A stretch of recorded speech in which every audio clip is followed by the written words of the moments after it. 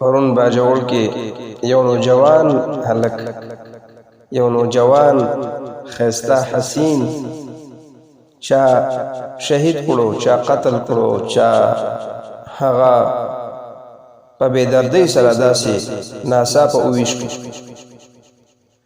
زما عزتمندو، د مسلمان د وینې نه ډېر زیات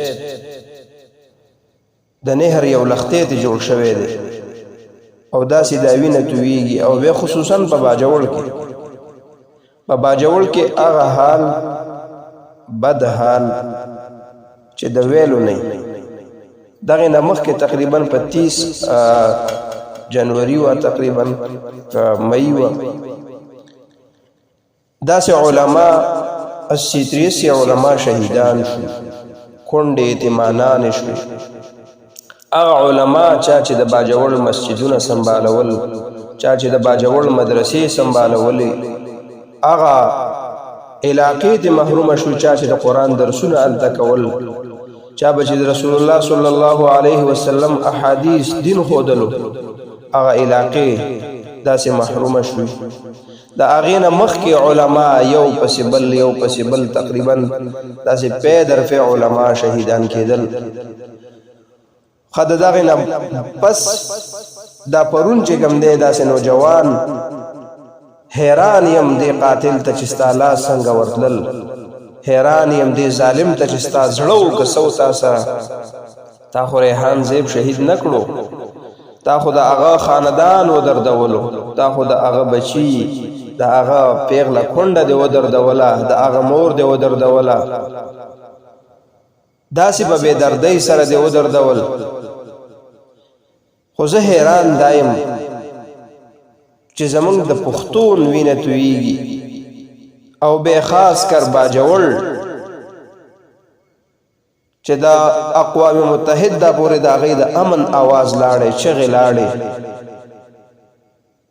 درنې وکړې، احتجاجات یې وکړل، ډېر سوال او منت یې وکړلو. د دشمنانو ته وویل چې موږ پرېږدئ، موږ معاف کوئ، موږ د چا سره څه ظلم کړی دی، چا ته څه نقصان ورکړی دی.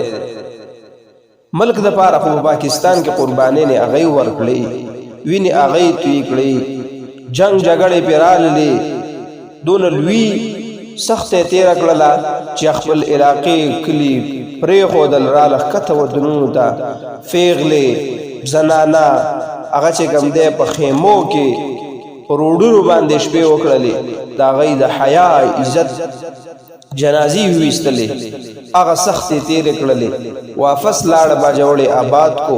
هغه باجوړ چې کوم دی اوس په هغې کې د یو کردار والا سړی، د یو اواز والا سړی، د یو د ملک او د ملت محافظ سړي ته امن نه میلاویږي. د امن چغې وی ګرځي، په هر ځای باندې چغې وی. او حیران دایم چې دشمن په پاکستان گزار کوي، نو د باجوړ پښتون به شهید کیږي. دشمن چې د پاکستان سره مخالفت کوي، نو د باجوړ او د پښتون اینه قربانیږي. خبره د افسوس دا ده، تر کومې پورې به دا اینه جاري وي، تر کومې پورې به دا شهادتونه وي چې هغه رنګ نه راوړي، د هغه قاتل نه معلومیږي، هغه ته خپل مجرم نه ښودل شي. وجه دا ده چې یاره زم په دې ملک کې د دې خاورې بچی یم، د دې خاورې حفاظت کوم، د دې خاورې دپاره لګیم، د دې دپاره مې آواز اوچت کړی دی، د ملک او د ملت د حفاظت دپاره ولاړ یم. نو ولې ما ته امن نشته، ولې ما ته سکون نشته، بیا ولې ما ته خپل قاتل نه ښودلی کېږي. زما د ملک ټیکسونه خو یو په 53 مان اخیستلی کېږي، هغه میلاویږي، او په هغې باندې غټ غټ افسران او عهدې والا ناست دي، تنخواګانې اخلي. لیکن په نن تاریخه پورې په باجوړ کې دونه قربانۍ چې دا د باجوړ قوم ولس ورکړلې، دونه پیغلې کونډې شولې، دونه ماشومانان یتیمانان شو. خو لیکن د هغې قاتل نه معلومیږي. زه حیران دایم چې دا قاتل د دیو جنات دي که بل څه دي چې دا نشي معلومول. ډېر د افسوس خبره یقین وکړه دغه نوجوان د پی ټی آی سره تعلق ساتي، خو یو کردار والا نوجوان، یو د قوم आवाज یې اوچت کړی. نوجوان په هغه پسې وروستو روانو او داسې په بې دردۍ سره شهید کو. د مسلمان وینې نه هسې د ګپ شپ جوړ شوی. ریحان مور دې له نو غټ کړی چې د بتا داسې ټوټې ټوټې کې پر رڼا ورځ باندې ماله به کور ته راوړي. ریحان مور دې لپاره نو غټ کړی چې دا به یو قاتل برازي او د په سر به تمانچک دی او ما ته به قاتل هم نه معلومیږي او د هغه جرم او سزا هم نشته. ډېر د افسوس مقام دی. باجوړ د پاره خصوصا د پښتون د پاره د امن ځای نشته دی. خو زما عزتمندو رسول الله صلی الله علیه وسلم فرمایي چې یو سړی په ناحق باندې یو کس د قتل کېدلو سازش جوړي او په سازش کې د یو حرف هم داسې وویل چې مطلب د هغه په قتل کې دا ملوث او یو حرف هم د خپل خلې نه پکې ادا کړو او ورځ د قیامت بر د په تندې لیکل شوی چې دا د الله تعالی د رحمت نه محروم دی. د باندې د الله تعالی غضب دی. قرآن کې الله رب العزت فرمایي چې یو مسلمان په ناحق باندې قتل کړو نو دا هغه جزا چې کوم دی دا به جهنم، دا به جهنم ته غورځي او پړ مخې به غورځي او د الله غضب به د باندې. څومره ښکلي نوجوانان علما عام د کردار والا خلق په باجوړ کې دته سکون نه ملاويږي، دته امن نه ملاويږي تر نن تاریخ پورې. د قاتل نه معلومیږي. ډېر د افسوس خبره ده. خو اتفاق او اتحاد ډېر ضروری دی. زما عزتمندو په باجوړ کې د امن د فارا ډېر جرګې راټولې شو. هلې ځلې درنې را جوړې شو. خو د وخت دپاره خلک راټول شي بیا چې په چا غمي په حق باندې هغه څه پاتې شي او بقایا دې ټول لاړ شي. د اتفاق او د اتحاد ضرورت هم دی. د پښتون د وینې ضرورت د هغې دپاره تپوس کولو دپاره اتفاق پکار دی چې د پښتون دا وینه ولې داسې بې دردۍ سره تویېږي، ولې داسې د یو لښتۍ ته جوړ شوی، یو نهر ته جوړ شوی چې داسې روان دی.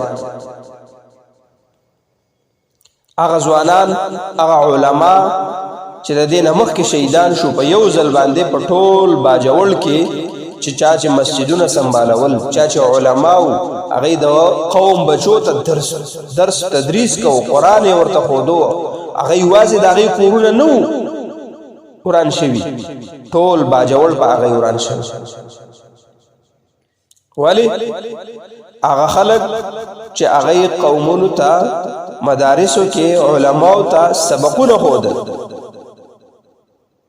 نن یو ریحان زیب تا چې کوم دی شهید نه کړو، ته ورشه د هغه د مور او د هغه د خاندان نه تپوس وکړه او بیا د هغه د کردار او د هغه د سیاسي نظریې کارکون نه تپوس وکړه چې کوم هغه پسې روان او جرم یې وښایه کومه غداري کړې ده، د ملک سره یې کړې ده، د ملت سره یې کړې ده، هغه ورته وښایه که بے مجرم ولې نه معلومي. نو د مسلمان د وینې نه ډېر په سپکه شوې ده او ډېر زیات چې کوم دی او بیا خاص کر د پښتون او بیا زمونږ د قبایلو د باجوړ په وینه باندې نن سبا خلک تجارتونه کوي، خلک پې پیسې اخلي. زما عزتمندو د دې لپاره قوت پکار دی، د دې لپاره یووالی پکار دی، د دې لپاره رایوځای کېدل پکار دی چې قاتل نه معلومیږي. مالا قاتل ولې نه ښودل شي؟ تر نن تاریخه پورې په باجوړ کې دونه شهیدان دونه کارنامې وشوې قاتل نن پورې معلوم نشو. خو د افسوس خبره دا ده چې اتفاق او اتحاد هم د چا نه راځي. پښتون کې یو خبره دا ده چې غټه مسله د ده به اتفاق رانشي په یو خبره، یووالی به رانشي، حسد او د بغض جنګونه به کوي، کینې به ساتي، تربګني او تربروالي به کوي. دې له اتفاق پکار دی. الله رب العزت دې د ریحان د امر قبول کړي، د هغې فسپندګانو نه مې الله صبر جمیل ورکړي. دغه دک او دغه درد کې ورسره د پاکستان هر سړی شریک دی، هر یو عالم او هر طبقې والا په دې خفه دی. د هغه دا واړه ماشومان چې کوم سره ولاړ دي په دې تصویر کې، دغه د انسان ګوري نو زړه یې جاړي. الله دې د هغه شهادت قبول کړي. الله دې په دې ملک او ملت کې امن راولي. د مسلمان د وینې حفاظت دې الله وکړي. الله دې د اسلام او د قرآن نظام راولي. د اسلام تاریخونه تیر شوي، خلافتونه تیر شوي، دا کتل پکار. هغه خلکو به د شپې خوب نه کو چې د هغه په ملک او په خلافت کې به په یو ځای کې امن نه. نو الله رب العزت دې زمونږ نه رضا شي. الله دې دا شهادت قبول کړي او الله رب العزت دې بقایا په باجوړ کې په ټول ملک اسلام کې امن راولي. د مسلمان د وینې حفاظت دې الله وکړي. الله دې زمونږ نه رضا شي. واخر دعوانا الحمد لله رب العالمين.